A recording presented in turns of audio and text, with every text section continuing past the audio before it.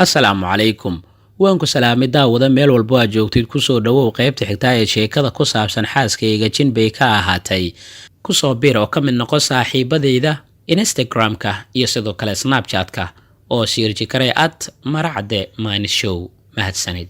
qaybtii hore waxay inoo joogtay markii xaaladii xasan ay isbedeshay isla markaana caafimaad markii uu helay kadib hooyadii ay ka codsatay in noloshiisii horey uu u sii wato isla markaana uu guursado si ay u aragto ilmo iyada ayay u tahay waxaana ay bilowday inay u soo bandhigto sawirada gabdho badan balse isaga wax ihtimaama ma uusan siinaynin waxaa markii dambana lagu adkeeyay inuu guursado gabar lagu magacaabo Amiina oo hooyadii ay qaraabo yihiin sheekadani waxaa tarjumay saaxiibkii Cabdiraxmaan Xasan Anteena anigoo marcad ayaa kula socodsiinaya walaasheen Xamda Mataan ayaana door ku leh isku dubiridida muuqaalada iyo farsamadaba qaybtana waxay ku bilaabanaysaa hooyo waxay gudagashay in ay ii tilmaamtay gabadhaas iyadoo ii sheegtay in quruxdeeda ka sokow ay qaraabo ay yihiin oo ay isku dhaqan iyo deegaanba ay ahaayeen laba qoysna ay ka wada soo wada jeedaan wax khilaafna uusan soo kala dhex geli doonin markaas ayaa ugu dambeyntii aan ka ogolaaday hooyo qorshihii ay damacsanayd markii aan ka ogolaaday ayay hooyo aad ugu faraxday arrintii waxaana ay durbe ay la xiriirtay Amiina hooyadeed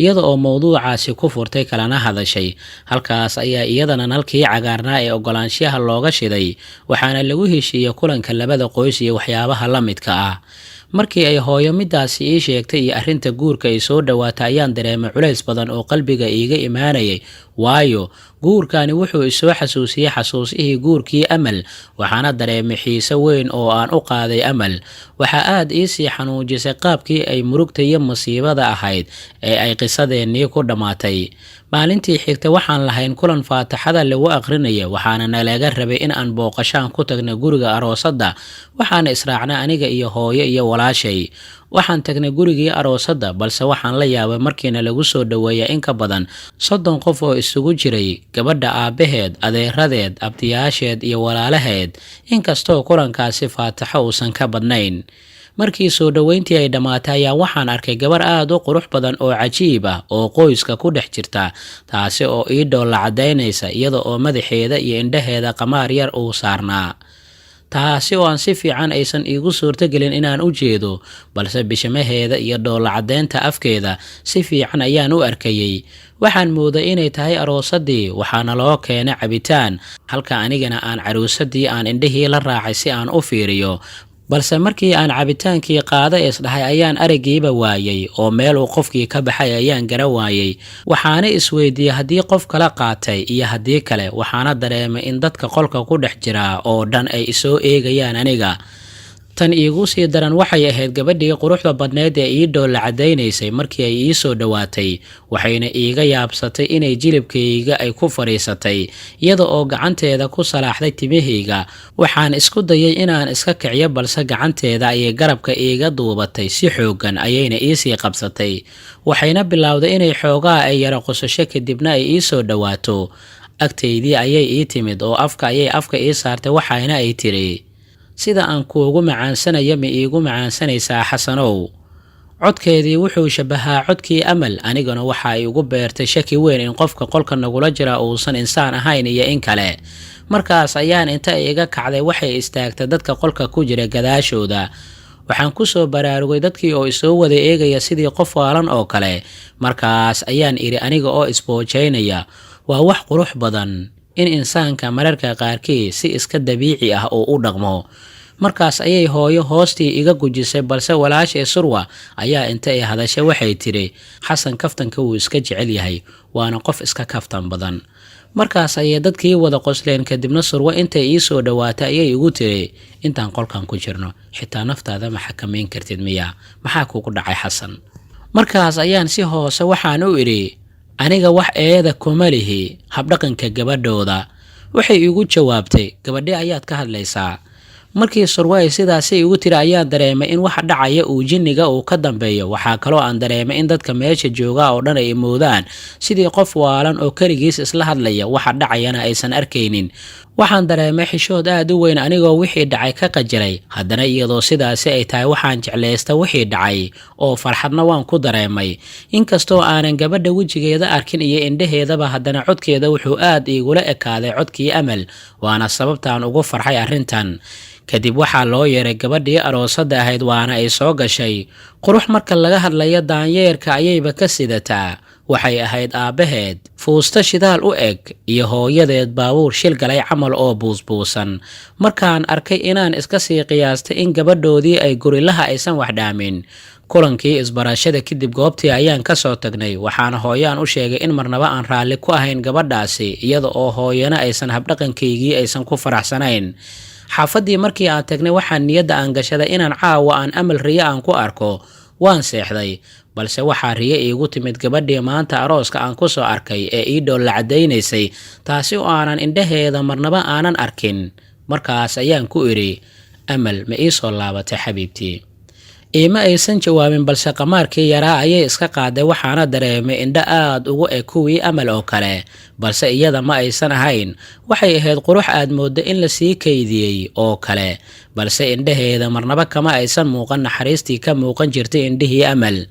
Anigu waan ogahay inaan riyo aan ku jiro, balse ma doonayo inaan riyadaasi aan ka soo kaco.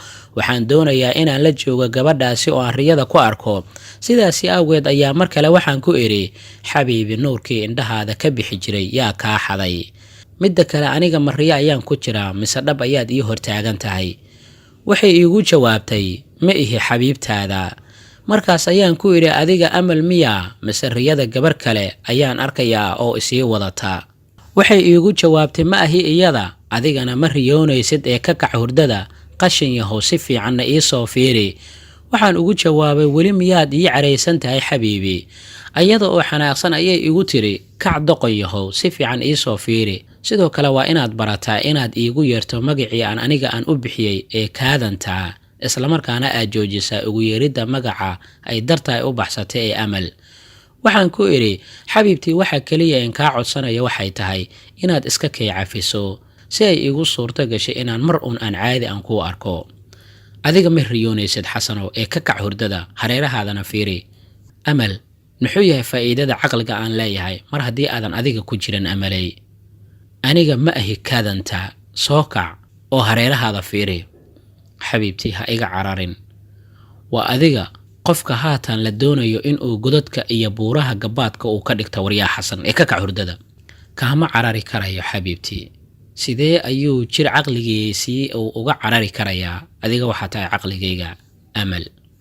Hore ayaad uga carartay gabadhii aad jeclayd, marka waa qasab inaad ka cararto midii caanihii hooyada ku siisay, kaasoo matajin lahayd, ciqaabta adduunkana ku marsiin lahayd. Markii aan isku daalna ayay igu tiri, waan kaa tagayaa haatan, balse waan kuu soo laaban marka aan soo helo waddadii aan tooska kugu soo hor istaagi lahaa. Markii ay hadalkaasi ay tiri, gabadhii waa iga tagtay.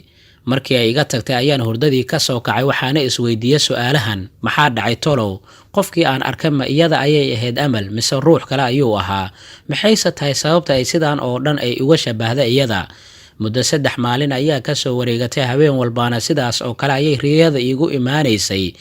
Anigana riyadii aan ku dhigi jiray marna kama kaco ilaa laga gaaray habeenkii 4aad. Markii aan sariirtii aan tagay iskuna dayay inaan seexdo ayaa hal marqaac qolkii oo idil uu wada noqday, kaas oo aan waxba ka arki waayay. Balse si tartiib tartiib ayuu qaacii uu gabi ahaanba qolka uga baxay, waxaana horteyda ka soo muuqatay Amal. Aad ayaan ugu faraxay aragtideeda, waan istaagay si aan hab u siiyo aniga oo aad ugu faraxsanaa. Hase yeeshee qaabka ay ii soo fiirinaysa oo ahaa qaab nooc kale ah, markii aan arkay ayaan gabi ahaanba iska istaagay. Markaas ayay inta ay tallaabo iigu soo dhawaatay waxay igu tiri, ugu dambayn waad soo kacday miya? Riyadiina waad ka baxday, waadna ogolaatay in aan kula soo xiriiro adiga oo miirkaada qaba. Waa in aad ku faantaa in xiriirka koowaad ee lagula samaynayo inuu ogolaanshahaada uu ku xiran yahay, sida uu qaanuunka uu qorayo, halkii aniga aan ahay qofkii qaanuunkaasi hirgelin lahaa. Balse riyada way ka duwan tahay midaasi. Calaa kulli xaal, ku soo dhawow waaqiciga jira. Aan ka bilowno waxaan jeclahay iyo waxa aan necbahay. Marka hore fariiso, sidii sanam ha ii hor istaagnaanine. Si fiicanna ii dhegayso. Laguma ogola inaad guursato wax gabar ah. waayo adiga waxa aad weli aad qabtaa misna aad isku xiran tihiin gabar jinni ah. wixii aad ku aragtay gurigii aroosadda wax yaroo iska kaftan ayay ahayd, balse ogow in waxyaabo badan kun jeer ka xoog badanna kana awood badan ay kugu soo socdaan. sida ay u hadlaysa ee kibirka iyo isla weynida aad ayay iga sii caraysay. markaas ayaan intii hadalkii aan ku kala jiray waxaan ku idhi, waan hubaa inaadan adiga ahayn xaaskayga Amal, ee yaa tahay adiga? maxayse tahay sirta ka dambaysa isku ekaanshiyaheena aan caadiga ahayn? mise jinniga oo dhan ayaa hal muuqaal oo isku wada eg leh? markaas ayay gabadhii hadalkii qaadatay oo waxay tiri, magaceeda waa Kaadanta, balse magaca Amal waa magacii ay dartaa ay u baxsatay. balse haatan wax jiritaana ma lahan, adigaana sabab u ah midaasi. haddii aad mas'alada isku ekaanshiyaha aan u imaanay, jinniga waxay la mid yihiin insiga muuqaal ahaan, mana is shabahaan, laakiin aniga waxaan ahay tii ugu quruxda badneyd jinniga oo dhan. oo miyaadan dareemin midaas? sidoo kalena waan ogahay in Kaadanta xaaskaaga ay tahay, waana in guurkiina la ixtiraamaa, xitaa haddii darafkiisa kale uu yahay insi, mana ahan in xaqiiqda la iska indhatiro.